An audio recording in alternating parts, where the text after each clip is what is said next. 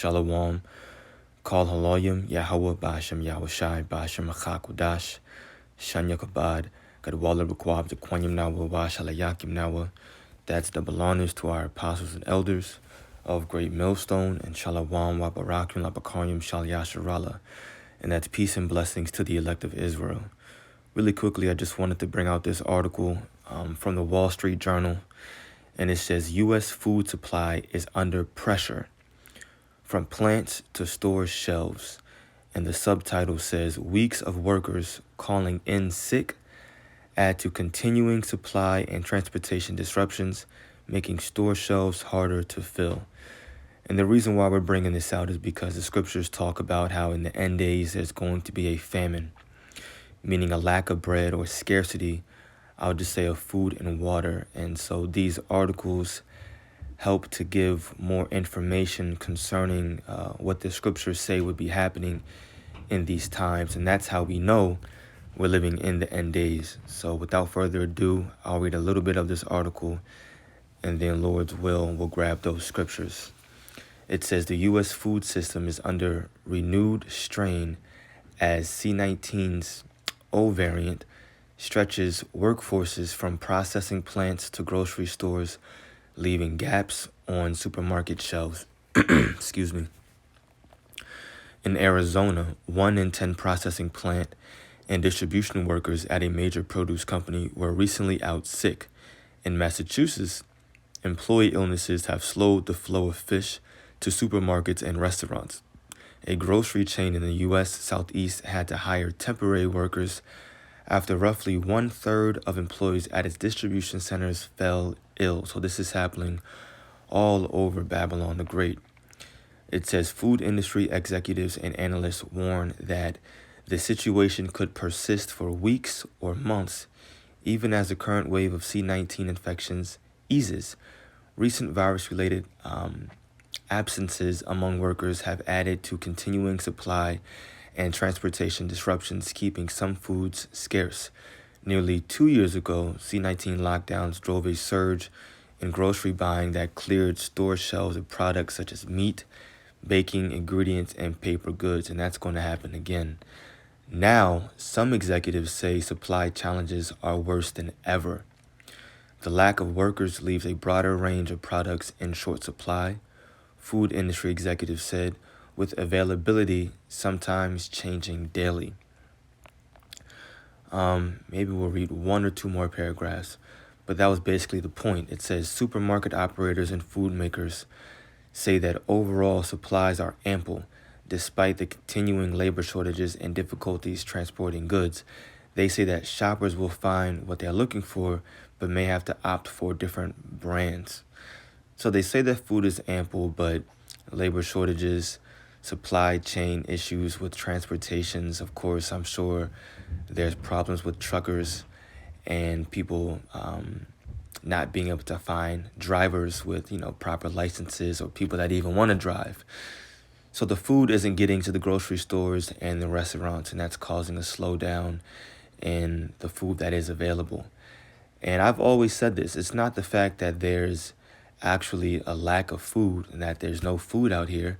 It's the supply chain issues in terms of the economy that we're seeing that's halting the movement of these foods being brought to different warehouses and stores and restaurants. And that's why there's this famine that's building up right now.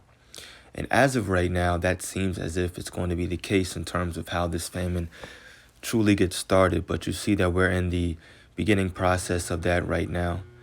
I do want to read 1 more paragraph before we grab some scriptures. It says Eddie Kazada, produce manager, at a Stop and Shop store in Northport, New York, said the O variant has stretched his department many or more than any previous wave of the pandemic, with 1 in 5 of his staff contracting C-19 in early January. Deliveries also have taken a hit. He said earlier in the month, he received only 17 of the 48 cases of strawberries he had ordered. So it's there, but because of supply chain issues, people calling out sick, not having the drivers probably needed to bring the food from one place to another, then it's not getting there. It's not arriving.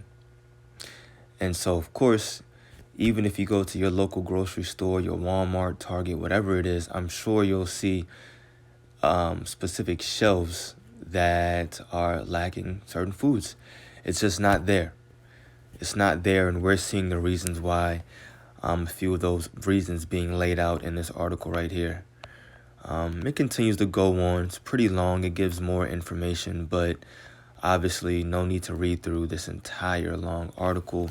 The point was made, once again, bringing this out because it shows that we're living in the end days where the Bible prophesies that there will be famine amongst various other prophecies happening that lead up to Yahushua, the Messiah, returning. So, of course, we're going to start reading in the book of Matthew 24, starting at verse 3. And as he sat upon the Mount of Olives, the disciples came unto him privately, saying, Tell us, when shall these things be? And what shall be the sign of thy coming and of the end of the world? Meaning the end of this current age or rulership, the end of this current period where these Edomites are ruling. What's going to be the end of that and the signs of your coming? Now, this is what the Messiah, Yahushua, replied to them. Verse 4. And Yahushua answered and said unto them, Take heed that no man deceive you, for many shall come in my name, saying, I am the anointed, and shall deceive many. And ye shall hear of wars and rumors of wars. See that ye be not troubled, for all these things must come to pass, but the end is not yet. For nation shall rise against nation, and kingdom against kingdom. And we're hearing about all this right now.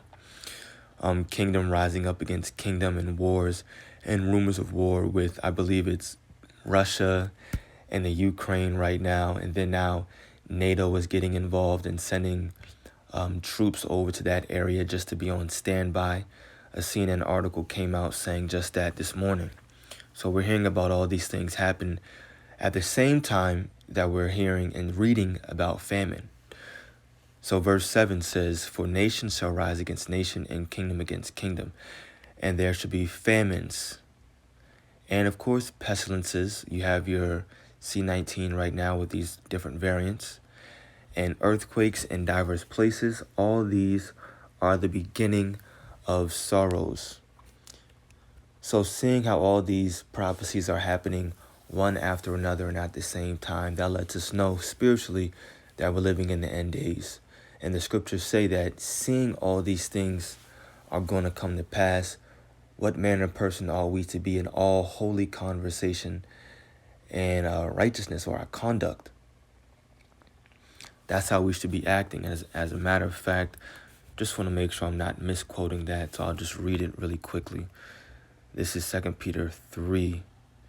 I'm going to get right to the point. It said godliness.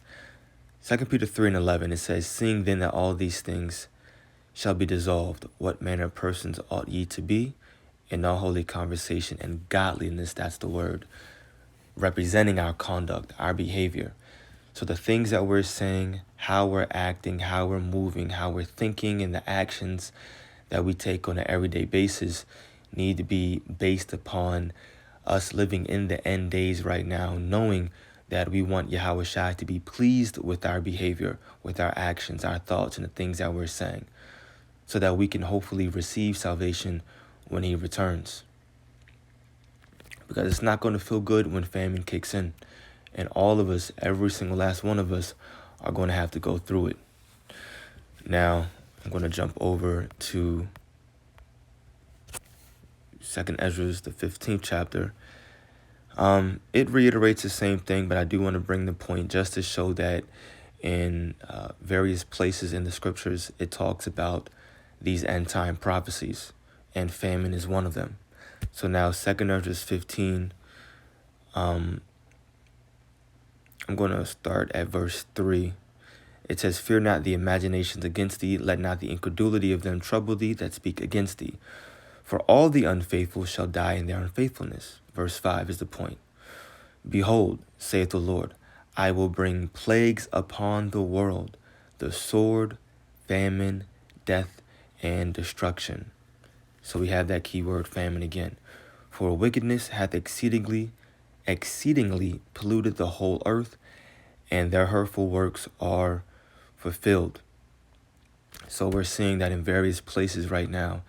These prophecies are, they're synonymous. They keep saying the same thing over and over again. And that's what the scriptures do. They continue to repeat themselves, all for the purpose of getting it stuck in our head. When we continue to read the same things over and over again, that repetition gets stuck in our spirits, in our minds, and your faith continues to grow. The more you read, and of course, the more you watch and you see, and you're able to report on the things that you're reading. And these things were written thousands of years ago. And that's true power. That's true power, seeing these things written thousands of years ago being played out today in our lifetime. That's how we know Yahweh Shai is returning in our lifetime. And very, very soon, might I add. No, we can't tell you the exact day, the exact time, the exact year, and we're not worried about that. All we're worried about is watching, like the scriptures say, and praying. Watch as well as pray. We'll grab that precept. One of my favorites, I like that. This is the book of Luke 21. Yeah. And I'll read all the highlighted, verse 34. And take heed to yourselves, lest any time your hearts be overcharged with surfeiting and drunkenness and cares of this life, and so that day come upon you unawares. For as a snare shall it come on all them that dwell on the face of the whole earth, and famine, a scarcity or a lack of food and water is going to come as a snare for most people that are living right now, because they're not watching, they're not reading and getting into the scriptures and trying to figure out why this variant, or why this, I'll just say, pandemic is causing all these businesses to shut down, and it's causing really global supply chain issues that's leading to food not being brought over to your local grocery store. They're not trying to really understand why that's going on. And of course, they're not relating it to biblical prophecy, which it does relate. And that's why when it does fully kick in, because right now we're just in the beginning of sorrows, the beginning of Jacob's trouble. So when it fully kicks in and manifests itself, it's going to come as a snare, famine that is, as well as all the other prophecies. Verse 36 says, watch ye therefore and pray always. So watch and pray. Watch ye therefore and pray always, that ye may be accounted worthy to escape all these things. All these what? All these prophecies. That ye may be accounted worthy to escape all these things that shall come to pass, and to stand before the Son of Man. And that's what we're hoping, to be able to stand and be found worthy of salvation, worthy of deliverance when Yahweh Shai returns. We want him to be pleased with our actions and with our faith. I'm going to grab one more scripture. I like to always bring out the balance. This is the book of 2nd Ezra, chapter 2.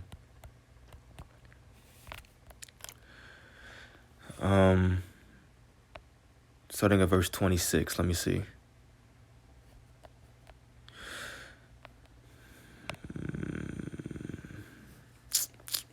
Yeah, 26 through 28, it says, as for the servants whom I have given thee, there shall not one of them perish.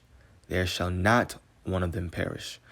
For I will require them from among thy number. Require them meaning for salvation. Be not weary. For when the day of trouble and heaviness cometh, and the day of trouble and heaviness is accompanied with famine, it says, others shall weep and be sorrowful, but thou shalt be merry and have abundance. So we're going to be filled with everything that we need in order to be merry-hearted, in order to be, and dare I use the word, but I'll just say, for lack of a better word right now, comfortable in this day moving forward. We're not going to be begging and wondering about where our next meal is coming from. We're not going to be wondering where we're going to lay our head, rest our head at night. Yahweh Ba'ashem Yahushai is going to cover his elect. And right now we're doing our best to put on as the elect in these days before the day of trouble and heaviness cometh, so that we can be protected, so that we can, I'll literally just say, to be straightforward, have food, so that the Lord will actually provide for us when the rest of the world is in confusion.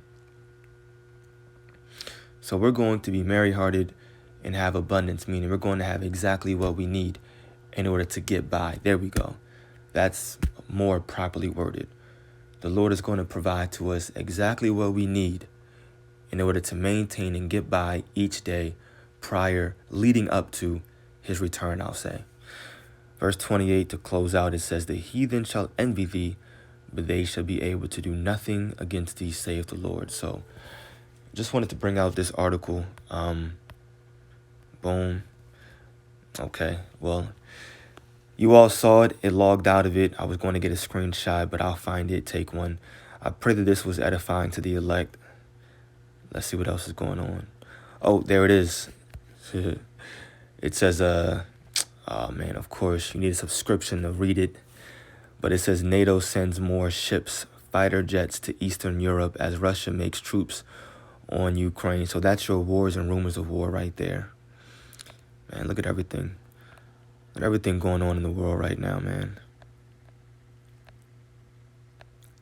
Yeah, we're definitely living in the end days. 6 bodies found in Milwaukee home. Good grief. It says a baby was left alone in a room for 5 days with her deceased mother at a New York shelter. God damn. Oh. Another person shoved onto New York subway tracks days after Michelle Go's death. God damn. Man, so many things happening, man. But hey, that was the spirit. I didn't really want to get into all these different articles, but maybe the Lord wants me to find one of these and make another one. We'll see. But either way, Kol Haloyim, Yahweh Ba'ashem Yahushai Ba'ashem Chakudash. I pray that this was edifying to the elect. Double honors to our apostles and elders of Great Millstone. Peace and blessings to the elect. Shalom.